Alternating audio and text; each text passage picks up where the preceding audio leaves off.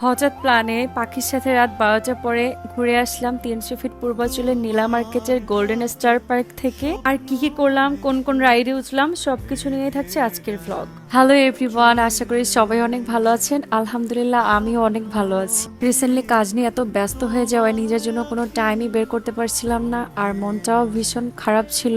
তাই হঠাৎ করে বেরিয়ে পড়লাম বাইরে ডিনার করার উদ্দেশ্যে। এইদিকে রাত 12টা হওয়ায় কোনো রেস্টুরেন্টই খোলা ছিল না সেদিন।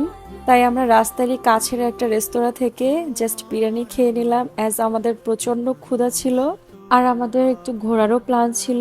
এরই মধ্যে আমরা চলে আসলাম পূর্বাঞ্চলের শহীদ ময়জউদ্দিন চত্বরে, যেটা কিনা পূর্বাঞ্চলের 13 নম্বর সেক্টরে। আর একটা ইনফরমেশন দিই, এই পার্কটা কিন্তু 24 আওয়ার্স ওপেন থাকে, আপনারা যখন ইচ্ছা তখনই যেতে পারবেন। এটাই আমার লাইফের প্রথম রাত 12টার পরে ঘোরাঘুরি করার এক্সপেরিয়েন্স। আমি কিন্তু এরকম হুটহাট রাত বিরেতে বের হয়ে যাওয়ার মতো মানুষ না। সামটাইমস রুলস রেগুলেশনের বাইরে গিয়েও কোনো কিছু করলে যদি আমাদের মন ভালো থাকে তাহলে ওইটাই আসলে করা উচিত। তার মানে এটা না আমি আপনাদেরকে ইন্সপায়ার করছি রাত বিরেতে বের হয়ে যাওয়ার জন্য।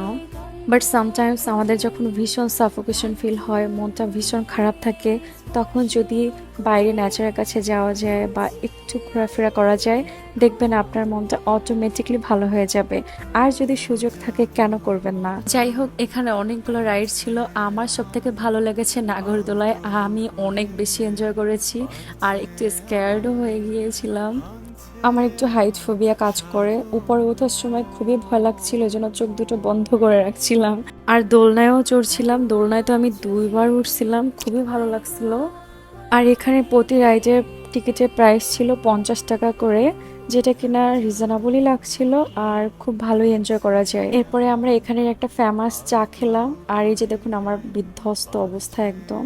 এই চাটা মোটামুটি ভালোই ছিল। আর পাখি এদিক থেকে গরম চাটাই হাতে নিয়ে একটু পোস্ট মারছিল, পরে ভাবলো এটা তো অনেক গরম। তো এই তো পরে আমরা বেরিয়ে পড়লাম। আজকের ভিডিওটা এই পর্যন্তই, দেখা হবে অন্য কোনো ভ্লগে। টিল দেন সবাই ভালো থাকবেন, আল্লাহ হাফেজ।